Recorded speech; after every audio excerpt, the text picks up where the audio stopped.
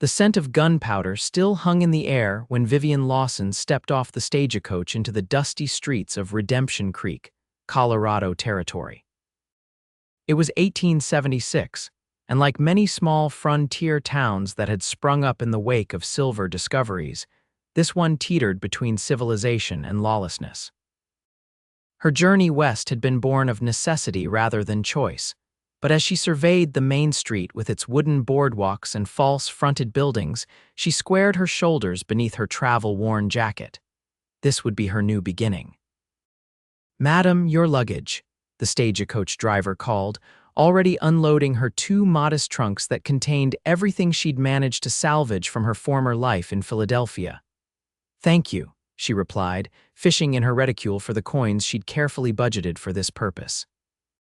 26 years old and alone for the first time in her life, Vivian was acutely aware of every penny. The teaching position that awaited her represented not just employment, but salvation from the scandal that had driven her west. The driver tipped his hat after accepting her gratuity. "The schoolhouse is just down that way past the mercantile. Reckon they're expecting you." Vivian nodded, pushing a loose strand of chestnut hair back into her simple chignon. "Would you know of a respectable boarding house nearby? Widow Holloway's place, 2 streets over. Tell her Jeb sent you." He climbed back onto his perch, and with a crack of his whip, the stagecoach rattled away, leaving Vivian standing amid her belongings in the middle of the street. A few curious glances were cast her way from the men lounging outside the saloon across the street. She was used to being looked at her height, and fine features had always drawn attention, but these stares carried a different weight in a town where women were still outnumbered 5-1. "Need some help with those, miss." The voice came from behind her, carrying a smooth, cultured accent that seemed at odds with the frontier setting. Vivian turned to find a well-dressed man with a trimmed mustache and slick-parted dark hair. His suit, though dusty from travel, was clearly expensive, and the gold chain of a pocket watch glinted in the sunlight. "Preston Blackwell," he introduced himself with a small bow. "New to town myself, but I couldn't possibly leave a lady struggling with her baggage." "Vivian Lawson," she replied cautiously. "I'm the new schoolteacher." His eyebrows rose and a smile spread across his face. "A schoolteacher, how fortunate for Redemption Creek. The town is certainly in need of refinement." Before Vivian could respond, a deep voice cut through the conversation. "Miss, those trunks look mighty heavy. I'd be happy to carry them wherever you're headed." The newcomer stood a few paces away, and Vivian's first impression was one of strength contained. Tall and broad-shouldered, he wore the practical garb of a working cowboy, worn leather boots, denims, and a simple cotton shirt beneath a leather vest. His Stetson was pulled low, but she could see sun-bronzed skin and eyes the color of a summer sky. Unlike Preston Blackwell's manicured appearance, everything about this man spoke of hard work and the open range. "Thank you, but I've already offered my assistance," Preston said, his tone cordial but firm. The cowboy didn't back down, just trying to be neighborly. "Tyler Lawton," he added, addressing Vivian directly. "Ranch foreman at the R outside of town." "I appreciate both offers, gentlemen," Vivian said diplomatically, "but I can manage nonsense," Preston interrupted, already reaching for one of her trunks. "A lady shouldn't have to carry her own luggage." Tyler stepped forward at the same time and their shoulders collided. The tension between them was immediate and palpable. "Seems to me the lady should decide who helps her," Tyler said quietly. Preston's friendly demeanor slipped for just a moment, revealing something harder beneath. "Indeed she should, based on a proper introduction and sensible judgment." "I don't need fancy words to offer a helping hand," Tyler countered. The two men stood facing each other, neither willing to step aside. Vivian saw Preston's hand drift toward his coat pocket, where the outline of what could only be a small derringer was visible. Tyler noticed it too. His posture changed subtly, but instead of reaching for a weapon, he did something unexpected. He stepped back, removed his hat, and extended his open hand to Vivian. "Miss Lawson, I'd be honored to help you find your way in Redemption Creek if you'd allow it. No strings attached." The simple gesture, offering his hand, instead of escalating the confrontation, shifted something in the air between them. In that moment, Vivian saw more true gentility in the cowboy's straightforward offer than in all of Preston's polished manners. "I would appreciate your help, Mr. Lawton," she decided, placing her gloved hand briefly in his. Preston's face darkened. "You'd be wise to consider the company you keep in a town like this, Miss Lawson. First impressions can be misleading." He tipped his hat stiffly. "Another time, perhaps." As Preston walked away, Vivian felt a mixture of relief and unease. Do people always greet newcomers with near violence in Redemption Creek? Tyler's laugh was unexpectedly warm. "Only the special ones, madam." He hefted both her trunks with ease. "Where to?" "The widow Holloway's boarding house, apparently. Good choice. Sarah Holloway runs a tight ship and her cooking's worth the price alone." He started walking, adjusting his stride to match hers. "Philadelphia, right?" Vivian blinked in surprise. "How did you know? Your accent." "Plus, the stagecoach came from Denver, and that's the connection from the Eastern Rail lines." He shrugged. "I notice things. A useful skill for a ranch foreman, I imagine. It keeps the cattle alive and the cowboys in line." His expression grew more serious. "Teaching's a respected position here. Folks have been waiting months for someone to take the job." "I hope I don't disappoint them," Vivian said, suddenly aware of the responsibility she'd taken on. "Can you read, write, and do sums better than most 12-year-olds? "I should hope so." "I graduated from the Philadelphia Women's Teachers College." "Then you're already ahead of what they had before, which was nothing." His easy confidence was strangely reassuring. They turned onto a quieter street lined with modest homes. Widow Holloway's boarding house stood out with its fresh white paint and neat flower boxes beneath the windows. "Here we are," Tyler said, setting down the trunks to knock on the door. A plump, gray-haired woman opened it, her suspicious expression melting into a smile when she saw Tyler. "Mr. Lawton, what brings you to town on a Tuesday?" "Delivering your newest boarder, Mrs. Holloway. This is Miss Lawson, the schoolteacher." The widow's face lit up. "The schoolteacher. Heavens, we didn't expect you until tomorrow. Come in, come in." "I've got the best room saved for you. Gets the morning light for reading." As Tyler brought her trunks inside, Vivian felt a curious mix of exhaustion and excitement. The journey that had begun in desperation was ending in a surprisingly warm welcome. "Thank you for your help, Mr. Lawton," she said as he set down her belongings in the simply furnished but clean room. "Tyler," he corrected. "Folks don't stand on ceremony much here." "Tyler," she repeated, the name feeling strangely right on her lips. "Then I'm Vivian." He nodded, settling his hat back on his head. "The schoolhouse needs some work before it's ready for learning. I'll round up some men to help over the next few days." "That's very kind, but you don't have to. It's not kindness, it's community," he said simply. "That's how we survive out here." With that, he left, and Vivian found herself standing in her new room in her new town, wondering if she'd just met a new friend or something more complicated. The next morning, Vivian awoke to the unfamiliar sounds of a frontier town beginning its day. After a breakfast of fresh eggs and biscuits with Widow Holloway and the other two boarders, an elderly bookkeeper and a young telegraph operator, she set out to inspect the schoolhouse. The building stood at the edge of town, a simple one-room structure with a small bell tower. When she tried the door, she found it unlocked, revealing a dusty interior with rows of rough-hewn benches, a pot-bellied stove, and a teacher's desk on a raised platform. Cobwebs festooned the corners, and a family of mice scattered as she entered. "Needs more than a little work," came Tyler's voice from the doorway. Vivian turned, not entirely surprised to see him. "Good morning. I was just assessing the situation. And the verdict? It's rustic," she said diplomatically. He laughed, stepping inside and looking around critically. "That's charitable. I've seen cleaner stables. Nothing that elbow grease won't fix." She moved to open a window, letting in fresh air. "I've faced worse challenges." Something in her tone made him look at her more carefully. "I don't doubt it." "You don't strike me as someone who runs from hard work, or toward it, depending on your perspective." She brushed dust from her hands. "You mentioned organizing some help. Already done. Got 6 ranch hands coming by this afternoon, along with some of the townswomen bringing supplies. Mayor's wife is rallying the mothers to sew new curtains." Vivian was genuinely touched. "That's incredibly generous. Like I said, community." He pulled a folded paper from his pocket, made a list of what we'll need from the mercantile. Thought you might want to look it over before I place the order. As she scanned the thoughtfully detailed list, the schoolhouse door opened again, and Preston Blackwell entered, looking as immaculately dressed as the day before. "Miss Lawson, I hoped I'd find you here," he said, ignoring Tyler completely. "I've come with a proposition that might interest you." "Mr. Blackwell," Vivian acknowledged, noticing how Tyler's posture stiffened slightly. "Please call me Preston," he approached, carrying a leather portfolio. "I represent Eastern Colorado Mining Investments. We're developing several properties in the region, including a significant operation just outside town." "Congratulations," Vivian said, unsure where this was leading.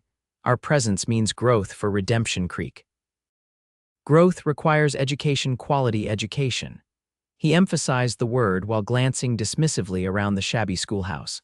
"I'm authorized to offer you a stipend, supplementary to your town salary, to ensure our employees' children receive superior instruction." Tyler crossed his arms. The town council already voted on the teacher's salary. Preston finally acknowledged him with a cool look. "This is a private arrangement between my company and Miss Lawson, Mr. Lawton, Tyler Lawton." "Yes, the ranch hand. As I was saying, foreman," Tyler corrected quietly.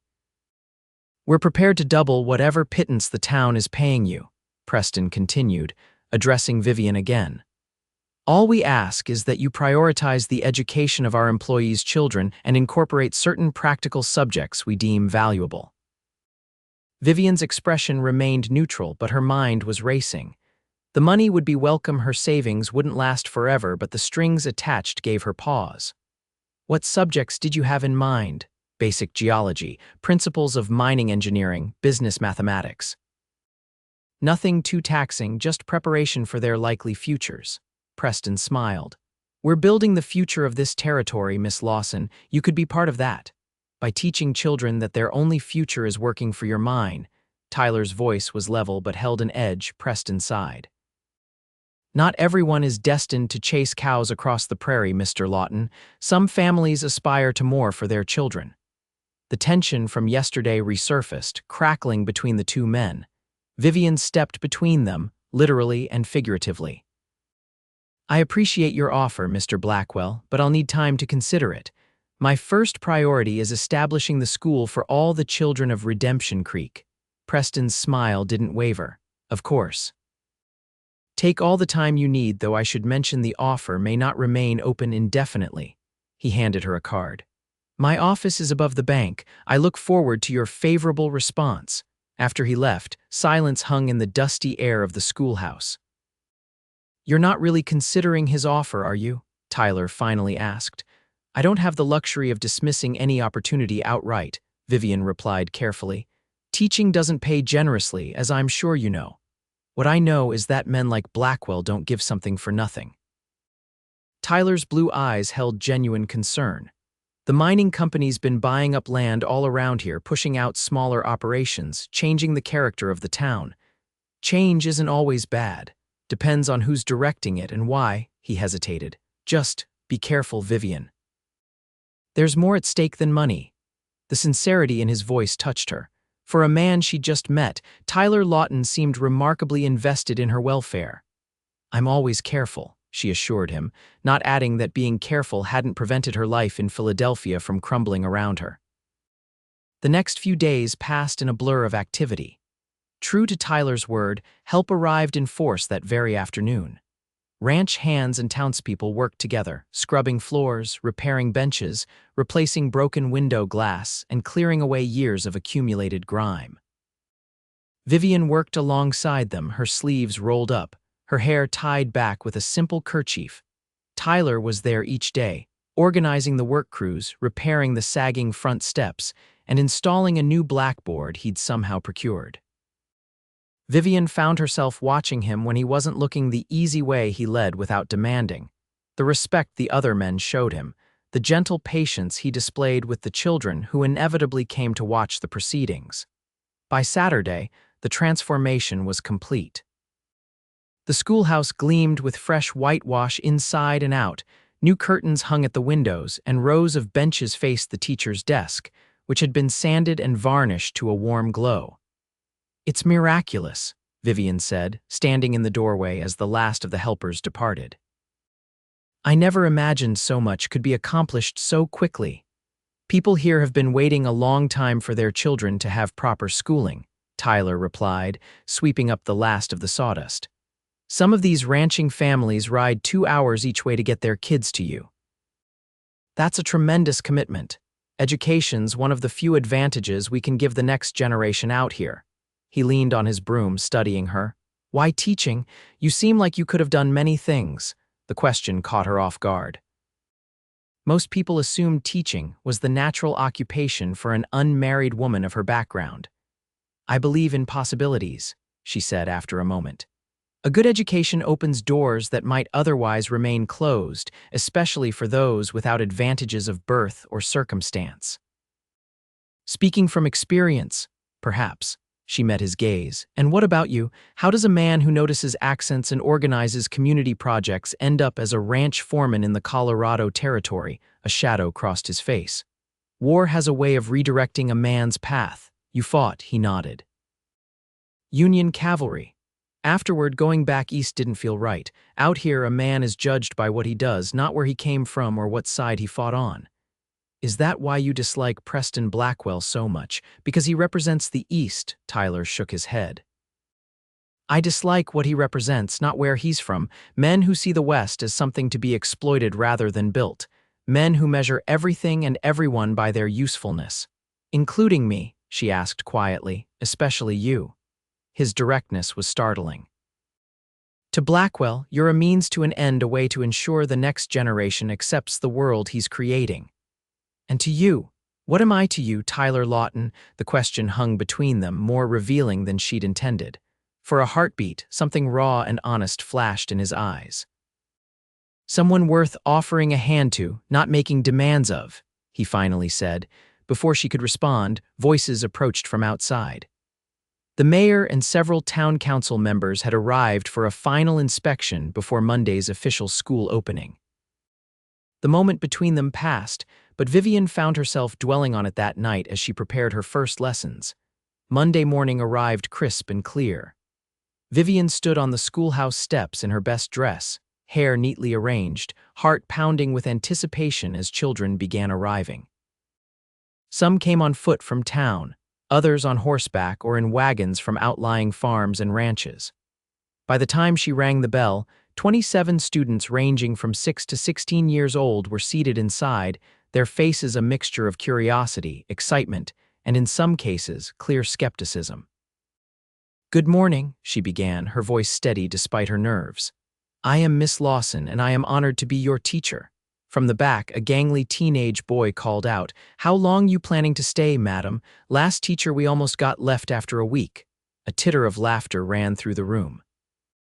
Vivian met the boy's challenging gaze directly. "I plan to stay as long as there are children willing to learn, Mr. Samuel Jenkins, madam." "Well, Mr. Jenkins, since you're so concerned with time, perhaps you'd like to tell the class how many minutes there are in a typical school day." "Assuming we begin at 8 and end at 3 with an hour for lunch." The boy frowned, caught off guard. "No, then that will be our first lesson. Everyone, please take out your slates."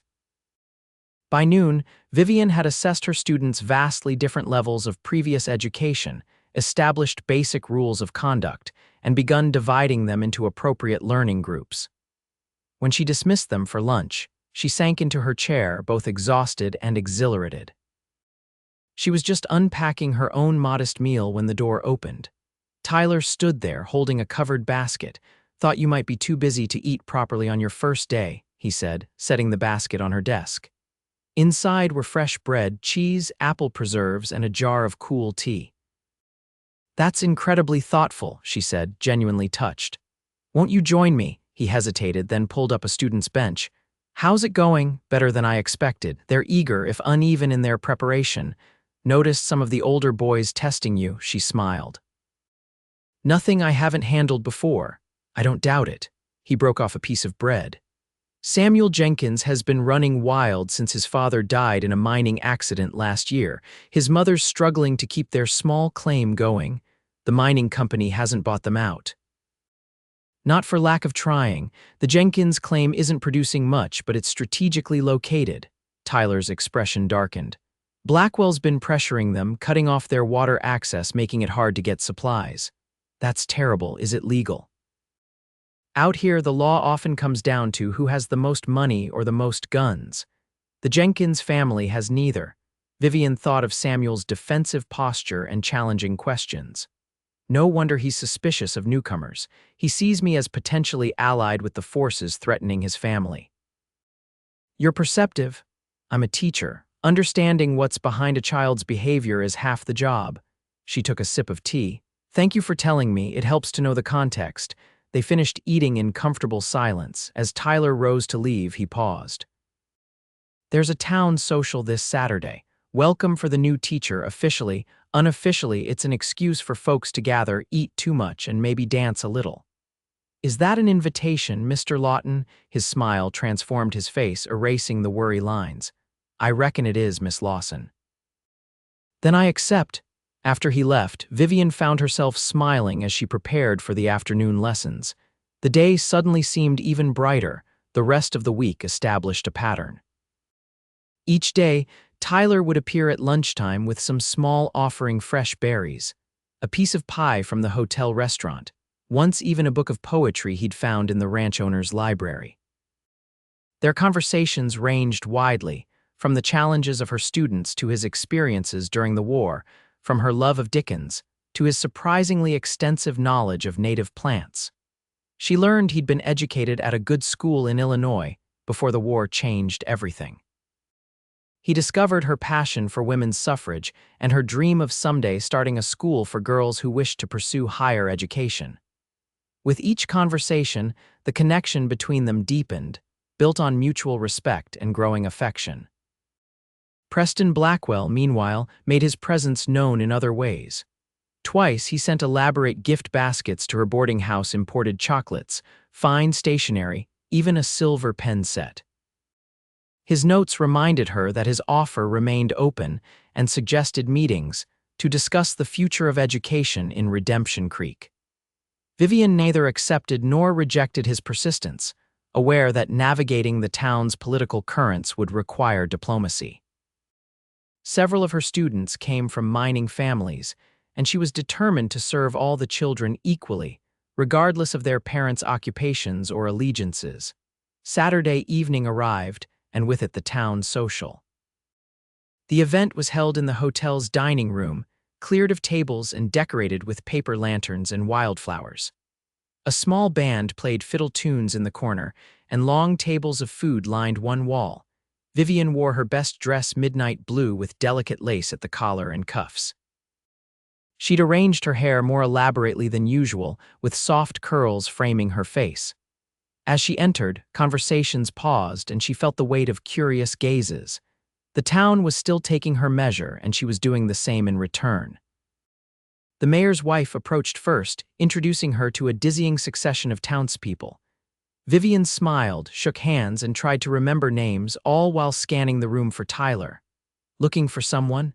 Preston Blackwell materialized at her elbow, elegant in a tailored suit. You look absolutely stunning, Miss Lawson. That shade of blue brings out the gold in your eyes. Thank you, Mr. Blackwell, she replied, accepting the glass of punch he offered. It's quite a gathering, indeed, though the quality of company is decidedly mixed. His gaze flicked toward the door where several ranch hands had just entered, still in their work clothes though clearly freshly washed. I find diversity of experience enriches any gathering, Vivian countered. Preston's smile tightened. Speaking of enrichment, have you had a chance to consider my proposal? I have. While I appreciate the offer, I must decline. His expression hardened for just a moment before smoothing into practiced affability. May I ask why? Surely the additional income would be welcome. I believe all children deserve the same educational opportunities, regardless of their parents' employment. I can't in good conscience agree to prioritize one group over another. A noble sentiment, if somewhat impractical. He leaned closer. The mining company will shape this region's future, with or without your participation. Those who align themselves with progress will prosper. Those who cling to the past like certain cowboys will find themselves obsolete. As if summoned by Preston's words, Tyler appeared at the edge of the crowd. He'd exchanged his working clothes for a clean shirt, dark vest, and pressed denims. His hair was neatly combed, and despite the simplicity of his attire, Vivian thought he'd never looked more handsome. Their eyes met across the room, and something wordless passed between them. He started toward her, weaving through the crowd. Preston noticed the exchange and scowled. "Miss Lawson, I must warn you, associations in a small town like this can define one's standing. Certain connections might limit your future prospects." "I appreciate your concern," Vivian said coolly, "but I prefer to choose my own associations. Some choices have consequences." Preston's tone had lost all pretense of warmth. "You might find that evening, Vivian," Tyler interrupted, coming to stand beside her. "Mr. Blackwell." "Lawton," Preston acknowledged stiffly. "I wasn't aware that ranch hands were invited to town functions." "The invitation said all welcome," Tyler replied evenly, "and I came to see if Miss Lawson might honor me with a dance." Before Preston could interject, Vivian set down her punch glass. "I'd be delighted." Tyler led her to the dance floor just as the musicians began a waltz. His hand settled respectfully at her waist, the other taking hers with surprising gentleness for a man accustomed to hard labor. "You dance well for a cowboy," she observed as he guided her smoothly through the steps. "My mother insisted on lessons, said no son of hers would stumble around a dance floor like a newborn calf." His eyes crinkled with the memory. "Never thought I'd be grateful for it. And are you grateful?" "Right now, very." His gaze held hers with an intensity that made her heart quicken. They danced in comfortable silence for a moment before he spoke again.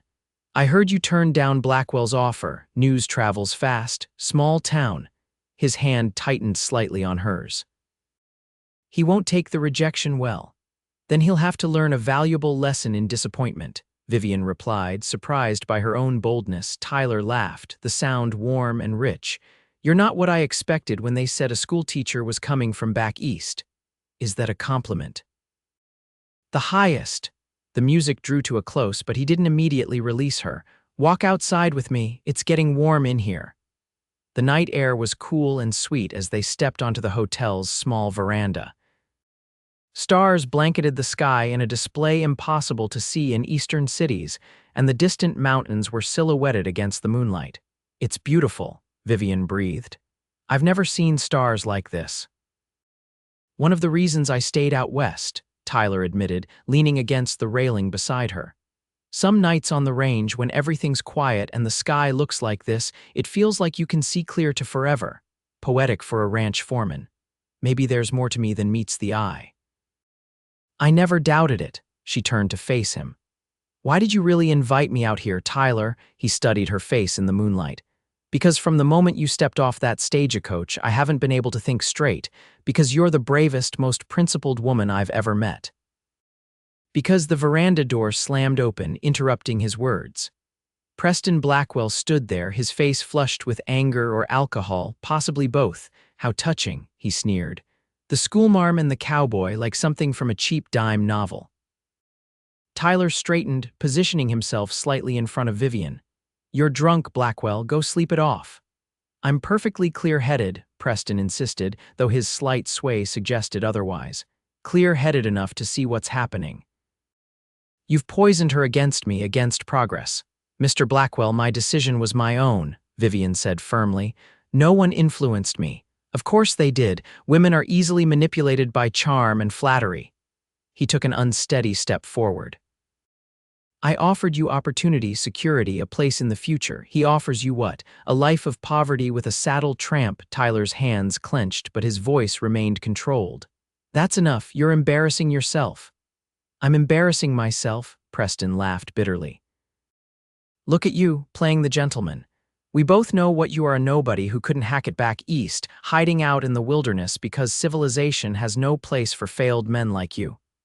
"Stop it," Vivian commanded, her teacher's voice cutting through the tension. "This behavior is beneath you, Mr. Blackwell." "And he isn't." Preston's hand moved to his coat pocket where the outline of his derringer was visible. Men like Lawton understand only one language. Several things happened at once. Preston withdrew the small pistol, Vivian moved to intervene, and Tyler lunged forward, knocking the weapon from Preston's hand before he could aim it. The derringer clattered to the wooden boards of the veranda. Preston stumbled backward, his face contorted with rage. "You'll regret that." "Both of you?" From inside, alarmed voices approached. The confrontation had not gone unnoticed. "I think you should leave," Tyler said quietly, his body still shielding Vivian. For a moment, it seemed Preston might lunge for the fallen weapon. Instead, he straightened his jacket with exaggerated dignity. "This isn't over," he promised, before turning on his heel and descending the veranda steps into the darkness.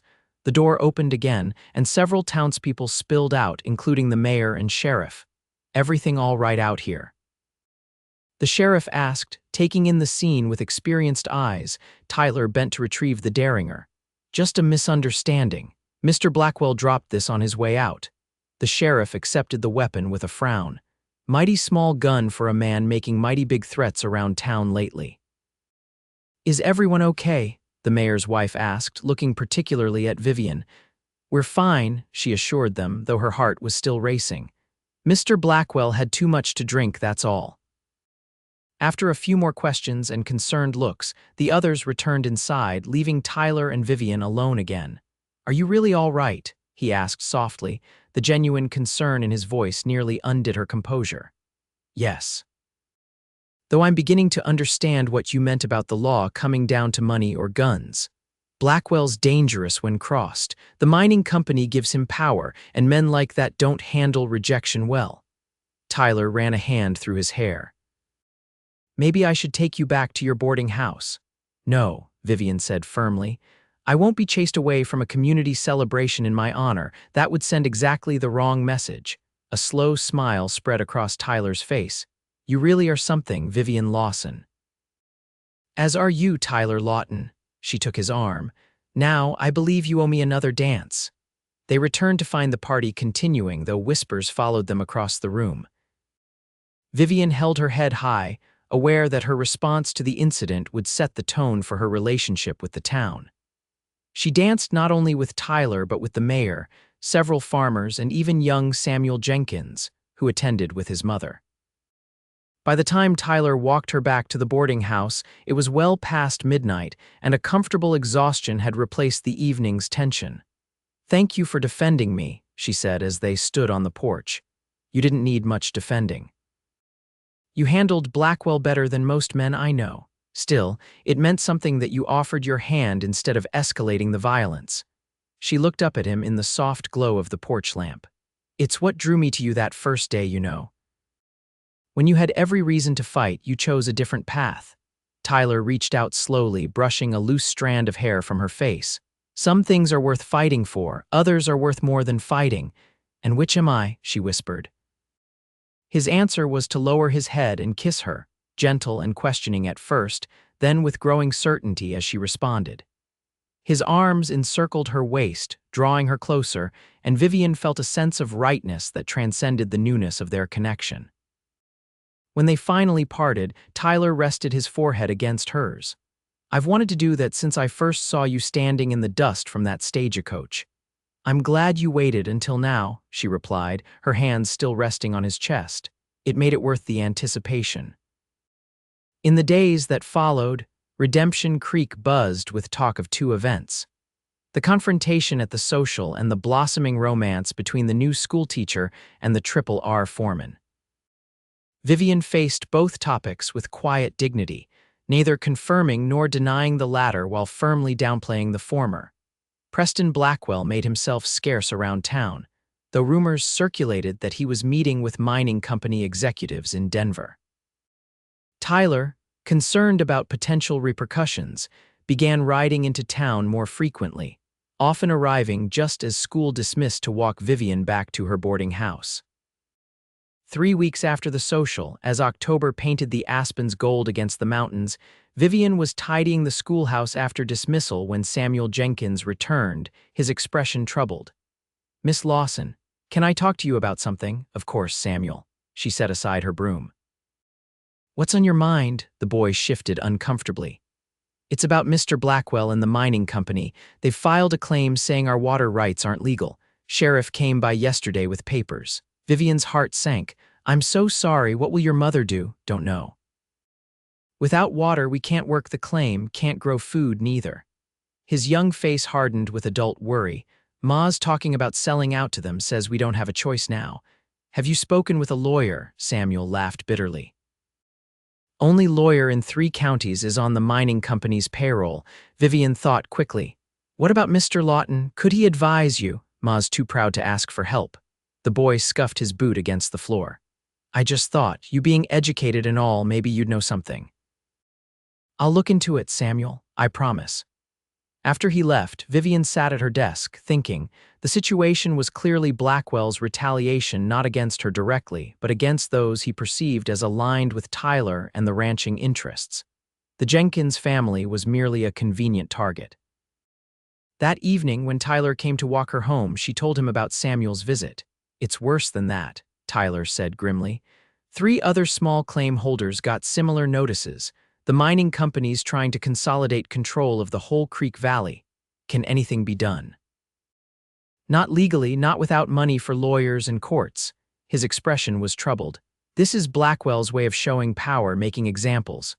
Because of us, partly, but it was coming anyway. The company's been planning this expansion for months. He took her hand. Don't blame yourself. I don't. I blame a system that allows money to override justice. She squeezed his fingers. There must be something we can do. The determined set of her jaw made Tyler smile despite the gravity of the situation. There might be. The Triple Arctic S owner, Richard Rollins, has connections in Denver. Former territorial judge knows the governor. I could ride out tomorrow, explain the situation. Would he help? He has no love for big mining operations. They've been trying to buy his water rights for years. Tyler's expression grew thoughtful. It's worth a try. Then go. I'll visit Mrs. Jenkins tomorrow, see if there's anything I can do to help in the meantime. The next day after school, Vivian walked to the Jenkins' small homestead on the outskirts of town. The modest cabin sat on a rise overlooking their claim, where a small creek provided the water essential for both mining and survival. Martha Jenkins, a careworn woman in her 40s, invited Vivian in with obvious surprise. Samuel didn't tell me you were coming, Miss Lawson. Forgive the mess. Please, I came unannounced, and it's Vivian. She accepted a seat at the rough wooden table. Samuel mentioned your trouble with the mining company. I wanted to see if I could help. Martha's face tightened. That boy talks too much. We're managing fine. I'm sure you are. But sometimes an outside perspective can be valuable. Vivian chose her words carefully. Mr. Lawton has gone to speak with Mr. Rollins about the situation. He believes there might be legal recourse. We can't afford to fight the company, Martha said flatly. Even if we win, they'll find another way to drive us out. Perhaps, but surrendering guarantees defeat. Vivian leaned forward. May I see the papers they served you? Reluctantly, Martha retrieved a document from a shelf. Vivian read it carefully, her years of education allowing her to parse the legal language. This claims your water rights weren't properly recorded, she said finally. But it doesn't prove the mining company's rights supersede yours. When did your husband first stake this claim? 1869, right after we came west. And you've worked it continuously since, every day until James died last year, and most days since, though it's harder with just me and Samuel. Vivian handed the paper back. Prior use establishes precedent in water rights. If you can prove continuous operation since 1869, that predates the mining company's presence here. Martha stared at her. How do you know about water rights law? My father was a lawyer in Philadelphia. I used to help in his office. Vivian didn't add that his alcoholism had eventually destroyed his practice and their family's standing, driving her to seek a new life in the West. Do you have the original claim documents? James kept everything in a box under our bed, said we might need it someday. He was right.